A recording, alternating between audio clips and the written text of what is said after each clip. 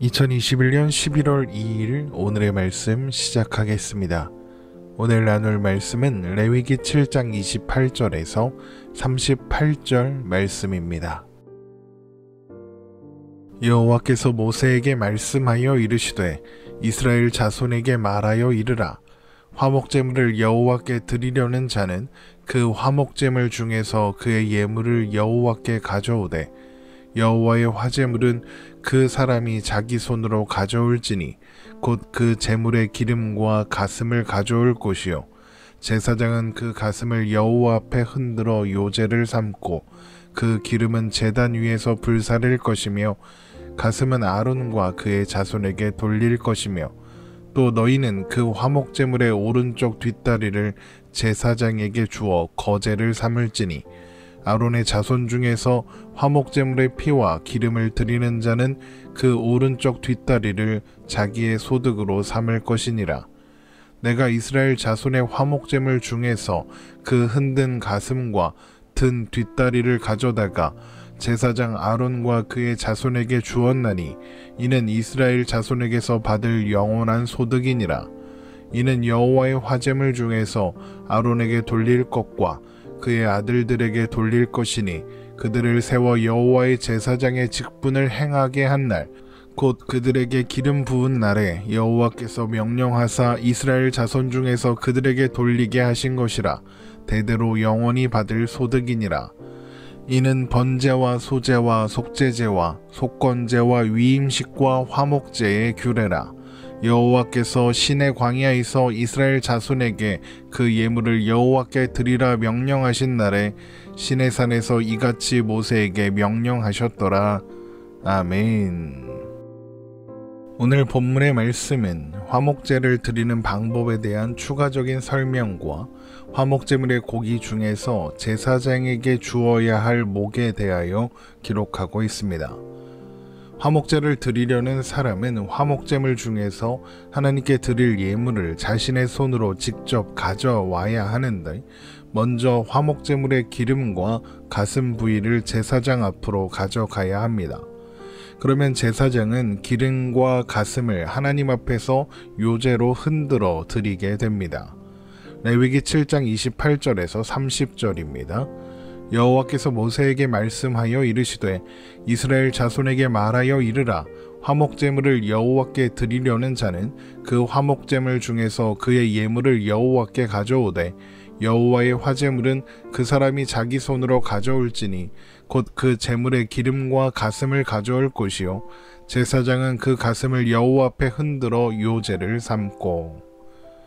하나님께 화목제를 드리려는 사람이 직접 예물을 가지고 하나님 앞으로 나오라 라고 하시는 것은 모든 제사가 그렇겠지만 제사가 누군가의 강요를 받아 억지로 드리는 것이 아니라 자원하는 마음, 기쁜 마음으로 드려야 한다는 의미입니다.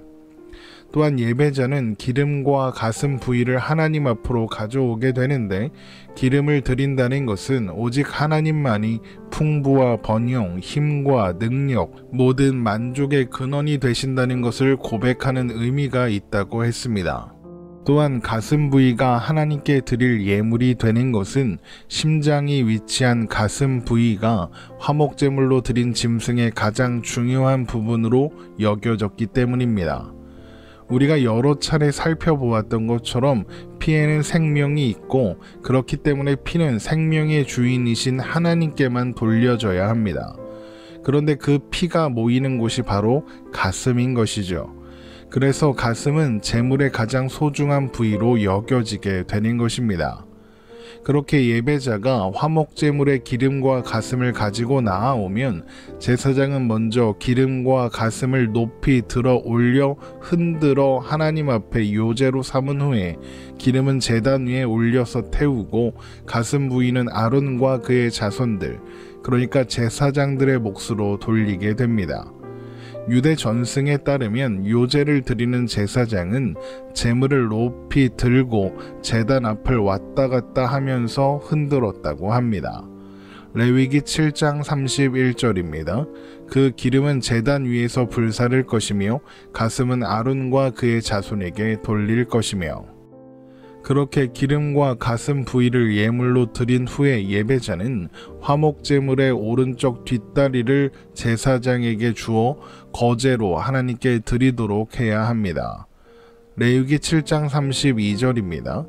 또 너희는 그 화목제물의 오른쪽 뒷다리를 제사장에게 주어 거제를 삼을지니. 요제가 제물을 들어 올려 좌우로 흔드는 것이라면 거제는 제물을 들어 올리기만 하는 것입니다. 이렇게 거제로 드린 제물의 오른쪽 뒷다리도 제사장 몫으로 돌리게 되는데 단 화목제물의 피와 기름을 드리는 자, 그러니까 화목제를 집례한 제사장 몫으로 돌리게 됩니다. 이것은 번제나 소제, 속제제나 속건제에서도 제사를 집례한 제사장에게 제물의 고기를 주어야 하는 것과 비슷합니다. 레위기 7장 33절입니다. 아론의 자손 중에서 화목제물의 피와 기름을 드리는 자는 그 오른쪽 뒷다리를 자기의 소득으로 삼을 것이니라. 이렇게 화목제물의 가슴과 오른쪽 뒷다리는 하나님께서 제사장들에게 주신 영원한 소득이 됩니다. 레위기 7장 34절입니다. 내가 이스라엘 자손의 화목제물 중에서 그 흔든 가슴과 든 뒷다리를 가져다가 제사장 아론과 그의 자손에게 주었나니 이는 이스라엘 자손에게서 받을 영원한 소득이니라. 여기에서 중요한 것은 제사장 몫으로 돌려지는 부위는 화목제를 드리는 자가 제사장에게 주는 것이 아니라 하나님께서 제사장에게 주시는 것이라는 겁니다. 제사장에게 돌려지는 모든 것은 하나님의 소유라는 것이죠. 그러므로 화목제를 드리는 사람도 또 화목제물의 고기를 취하는 제사장도 이것을 잊지 말아야 하는 것입니다. 또한 이것은 오늘날의 헌금에도 동일하게 적용할 수 있을 것 같습니다. 어떤 목회자들은 성도들이 드린 헌금을 자신의 소유인 것처럼 함부로 사용하죠. 이것은 헌금이 하나님께 드려진 하나님의 소유라는 것을 잊은 잘못된 행동입니다. 그런데 또한 어떤 성도들은 헌금이 목회자의 생계를 위해 사용되는 부분이 있다고 해서 자신들이 목회자를 먹여 살린다 이렇게 생각하며 목회자에게 함부로 행동하는 경우가 있습니다. 이 또한 헌금을 하나님께 드린다는 것을 잊은 잘못된 행동이라고 하겠습니다. 물론 오늘날의 목회자가 구약의 제사장과 같은 존재다 이런 말은 아닙니다. 우리는 더 이상 제사장이 필요 없습니다. 우리는 제사장을 통해야만 하나님 앞에 나아갈 수 있었던 구약 시대와는 달리 언제든지 예수 그리스도를 힘입어 하나님 앞으로 나아갈 수 있기 때문입니다. 다만 화목제물이 헌금과 그 의미와 역할이 닮아 있고 제사장의 역할 중 일부가 오늘날 목회자에게 주어져 있을 뿐이다. 그런 이야기입니다. 그렇게 하나님께 드려진 화제물 중의 일부인 가슴과 오른쪽 뒷다리가 제사장들에게 돌려지게 되는 이유는 하나님께서 그들을 세워 제사장의 직분을 맡기심으로써 이제 하나님만이 그들의 소득이 되기로 하셨기 때문입니다. 레위기 7장 35절에서 36절입니다. 이는 여호와의 화제물 중에서 아론에게 돌릴 것과 그의 아들들에게 돌릴 것이니 그들을 세워 여호와의 제사장의 직분을 행하게 한 날, 곧 그들에게 기름 부은 날에 여호와께서 명령하사 이스라엘 자손 중에서 그들에게 돌리게 하신 것이라. 대대로 영원히 받을 소득이니라. 그런데 제사장들은 이스라엘 백성들을 대신하여 하나님 앞에 서는 존재들이죠. 그러므로 하나님께서 제사장들의 영원한 소득이 되어주신다는 것은 하나님께서 이스라엘 백성들의 영원한 소득이 되어주신다는 것과 같은 의미가 됩니다. 이렇게 제사장 몫으로 돌려지는 제물을 통해서 하나님께서 모든 백성들을 입히시고 먹이시는 아버지시다. 이것이 선포되게 되는 것입니다. 그런데 또한 속죄제, 속건제로 드린 고기는 거룩한 장소인 회막들에서만 먹도록 했던 것과는 달리 화목제물의 고기는 먹어야 하는 장소에 대한 규례가 없습니다. 이것으로 보아 제사장이 화목제물의 고기를 회막 밖으로 가지고 나가서 가족들과 함께 먹을 수 있었을 것이다 라고 생각할 수 있습니다. 이것은 화목제가 하나님과 함께하는 식탁의 교제를 의미한다는 것을 감안하면 당연한 일이겠죠. 지금까지 이렇게 레위기 1장부터 7장까지 이어지는 5가지 제사의 규례를 살펴보았습니다. 이 규례들은 출애굽한 이스라엘 백성들이 시내산 앞에 있었던 때 성막을 완성한 뒤에 주신 것입니다. 레위기 7장 37절에서 38절입니다. 이는 번제와 소제와 속죄제와 속건제와 위임식과 화목제의 규례라. 여호와께서 시내 광야에서 이스라엘 자손에게 그 예물을 여호와께 드리라 명령하신 날에 시내산에서 이같이 모세에게 명령하셨더라. 그러므로 5가지 제사의 규례는 한마디로 성막 사용법이다 라고 할 수 있습니다. 그런데 성막을 만들기 시작한 때가 모세가 율법을 새긴 돌판을 받기 위해 시내산에 올라가 있던 사이, 이스라엘 백성들이 금송아지 상을 만들어 놓고 그것이 자신들을 애굽에서 구원해낸 하나님이라며 음란하게 행한 일 직후였다는 것을 감안하면 우리가 지금까지 살펴본 5가지 제사의 규례는 사실 놀랍지 않을 수가 없습니다.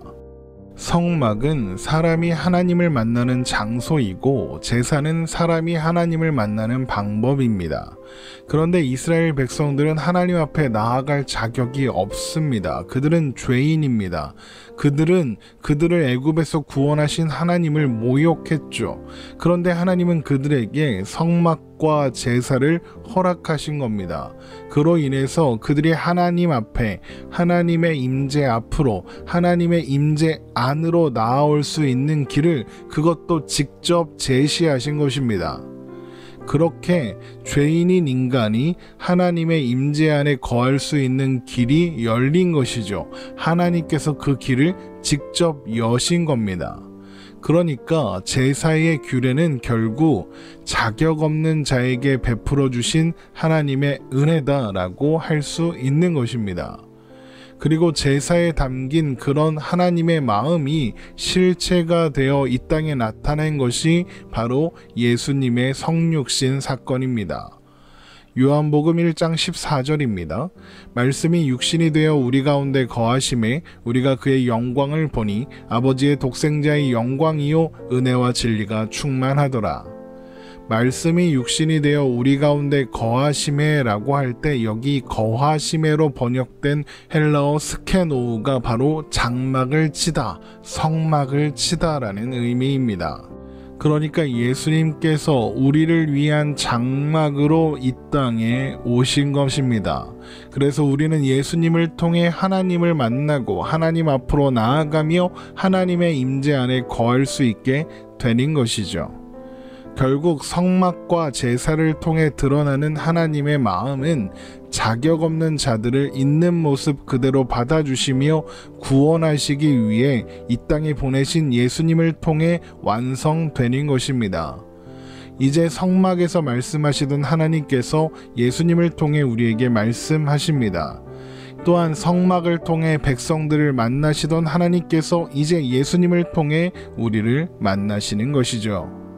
히브리서 4장 14절에서 16절 말씀입니다. 그러므로 우리에게 큰 대제사장이 계시니 승천하시니 곧 하나님의 아들 예수시라. 우리가 믿는 도리를 굳게 잡을지어다. 우리에게 있는 대제사장은 우리의 연약함을 동정하지 못하실 이가 아니요 모든 일에 우리와 똑같이 시험을 받으신 이로되 죄는 없으시니라. 그러므로 우리는 긍휼하심을 받고 때를 따라 돕는 은혜를 얻기 위하여 은혜의 보좌 앞에 담대히 나아갈 것이니라. 성막과 제사법을 통해 확인하게 되는 하나님의 은혜와 사랑이 오늘도 여전히 우리와 함께하고 계신다는 것을 기억하며 그런 하나님의 은혜와 사랑에 기대어 살아가는 우리가 되기를 주님의 이름으로 축원합니다.